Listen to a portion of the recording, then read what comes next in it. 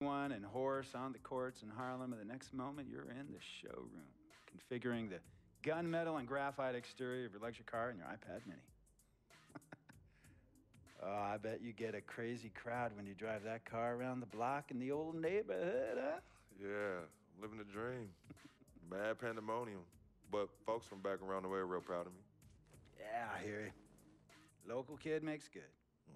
You know, it kind of reminds me of when I took my tech stock public and I rang the New York Stock Exchange bell, and my mom's friends called her up and said, "Maggie, is that your son on Bloomberg News this morning ringing the bell?" And my mom says, "Yes, sirree, Bob, it was him." That was a great moment, freak. And you know, our lives are like a pearl necklace of great moments, all strung together with the finest silk thread of memories. And we have to be very careful how we cultivate those pearls and we thread that necklace. Does this meeting by any chance have to do with Vic Van Leer? I grew up in the burbs, freak. I wasn't poor, upper middle class, comfortable. My daddy worked as an accountant for one of the largest insurance firms in the country. Smart with his money. Mom didn't have to work. I went to boarding school. And then my dad died of a heart attack when I was a freshman at MIT. I was a movie geek, wanted to be a civil engineer, but I made my fortune by becoming a hybrid of both those interests. My dad didn't want me to be an accountant. Oh, listen to this. My best friend was a guy named Isidore. Yeah, we called him Izzy. He was one of the smartest human beings I have ever met in my life. I mean, Izzy was taking second-year college calculus courses as a high school sophomore, right? Straight A student, full ride to MIT. Izzy had the world at his fingertips. But he was always looking for trouble, and trouble found him. He ran with the wrong crowd. And when we got to MIT, he got this great job working for a financial consulting firm in Boston.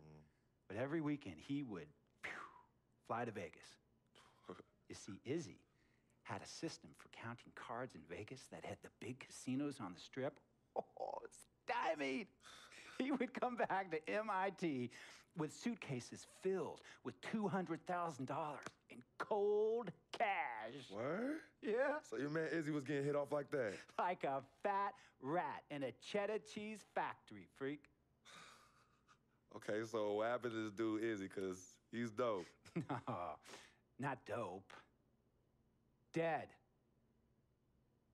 After he'd been missing for 3 weeks, the Nevada State Police never found hide nor hair of Isidore. And our friendship took a hit when he asked me to hang out with him in Vegas, and I said I wouldn't do it because I knew he was on a dark and twisted path in his life. And yes, he was my dude. But no way was I gonna throw my life away trying to show my loyalty to a guy who really and truly didn't understand what loyalty was all about. So this meeting is about Vic. Correctamente. Okay, well, sir, Vic isn't Izzy. And why's that, freak? Well, for one thing, you and your dead friend Izzy didn't grow up poor. Me and Vic grew up in a neighborhood where we had to look over our shoulder every 2 seconds to make sure nobody was going to walk up on us and rob us. True. Izzy and I did not grow up in the hood. But we, like you, thankfully grew up in a 2-parent household. But even that wasn't enough for Izzy. He wasn't satisfied. He was always looking for a 5-alarm fire when he already had the warmth and comfort of a loving family. This is not about class warfare, freak. This is about the consequences of making bad choices and risking it all when you feel like you have nothing to lose. Vic is like a brother to me, sir. But you shouldn't be Brother Vic's keeper, freak. Would a brother go looking for trouble and put your career and your livelihood at risk by getting into fights at nightclubs and seedy after-hour joints and then scream to the media, "Yeah, it's all good, I'm an FOF, friendo freak. It's all misunderstanding. Y'all be haters, don't hate my game." I don't think a brother would do that to someone they really cared about, but a guy who looked at you like a meal ticket would. No. See, you don't understand Vic. Really? I don't understand. No.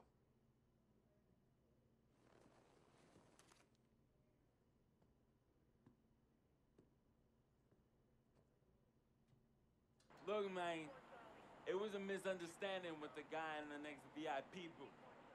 His honey started flirting with me. So naturally, I started flirting back. Next thing I know, Captain Cornball's off my grill piece beefing. Next thing he know, he got a 2-piece and a biscuit on his left eye. Hey, I don't know who hit him. And it damn sure wasn't me. Hey, Captain Cornball's mad because I'm an FOF, friend of freak. Hey, but check this out though. He needs to train that hottie before he leave the house though. Yo, he's hotties ain't loyal, man. What's there to understand? Are you freaking blind? You know, I just want to know, how much did you pay your lawyers to make all this go away? Almost 100,000. Excuse me, son, I'm sorry, I couldn't hear you. I said I paid almost $100,000. Exactly. And if you keep riding shotgun with Vic, you're gonna go broke. Quick, fast, and in a hurry. Look, Vic is my friend, and I grew up with him. How many times I gotta tell you, sir? Freak, this is not a request. I am not asking you to do this. I am telling you to do this. And the first order of business is that Mr. Vic Van Leer is banned from traveling with you on the road. Vic is banned from the locker room. And Vic is banned from this arena. And if I catch this guy, Vic, in or anywhere near the facilities, Mr. Vic Van Leer will be arrested for trespassing. Are you serious, sir? Brother, I'm as serious as cancer. We all know that can be deadly. You know, when me and Vic were kids, playing summer tournaments at the Dome, we always imagined making it to the pros, right? And after the crowds left, just a street light was on the court, like 11:30, 12 midnight, even 1 in the morning sometimes. We used to practice player introductions, running on the court, giving dab, high-fiving the teammates. Vic, he would act as an announcer. You know, he would introduce me, announce my name on a loudspeaker, and the Jumbotron would flash my image like a little guy dressed in long shorts and a jersey. And now, fresh off his 3-game, 62-point scoring streak, the youngest player to ever do so in NBA history, Frequency Vibrations.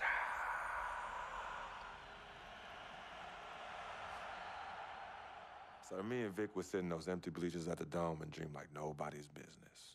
And now I'm living a dream. For real. And in so many ways, Vic was part of that. Please, listen to me. I mean, I know this guy's your dude from way back. Look, me and Vic go way back like the front seats of a 67 Cadillac. That's good. We go way back. Did you say front seats? Front seats of a 67 Cadillac. We go way back like the front seats of a 67 Cadillac. Well, do you have any crickets? I'm gonna be the hit once again at Herbie Allen's Sun Valley Shindig because my fellow billionaires love it when I walk and talk that talk. So that almost sounds... No, let me tell you exactly what it sounds like. I respect, admire, and most importantly, love you as a human being and a role model. But I pay you a lot. And I mean, I pay you a lot of money to play for my team. And I am in this game to win it. And you can't win it with an albatross around your neck like Vic. So Vic is done. History. And here's some more lingo that I picked up from a former megastar who used to play for me several seasons ago. Thought I would never release him until I did. And now he's the 6th man on a struggling team in Venice.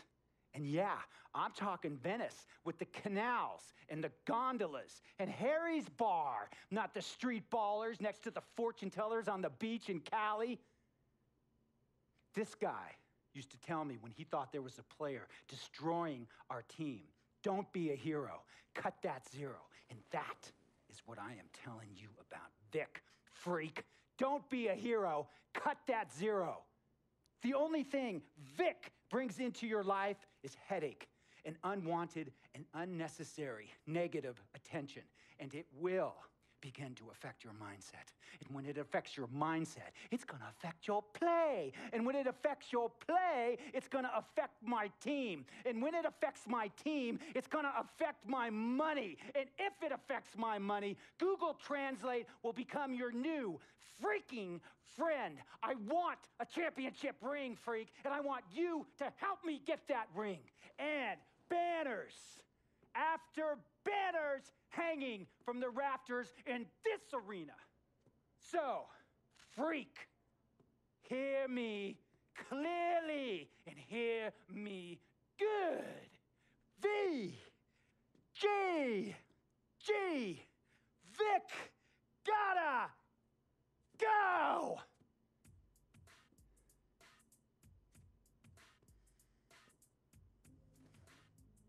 Handle your business. And remember, that contract you signed contains a morality clause, a very important clause that revolves around your conduct on and off the court, and how it can negatively impact my team.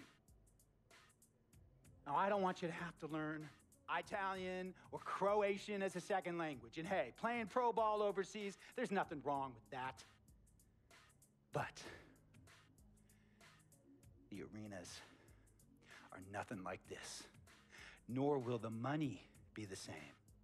And on top of all of that, this is the US of A, the greatest freaking country in the world.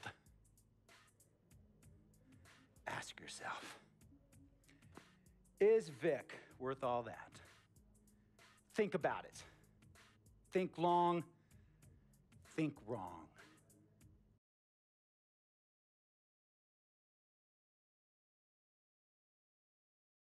Tell you about Vic. He has his bad rap. It's not, and I understand some of his judgments might shadow his actual character. He's not that at all. Man, Vic, let me tell you something. We have love for each other. We're brothers. Blood couldn't make us any closer at all. I mean, he has so much loyalty to me and to my family. You could see even Cece, has issues with him, but he still loves her. He still loves her.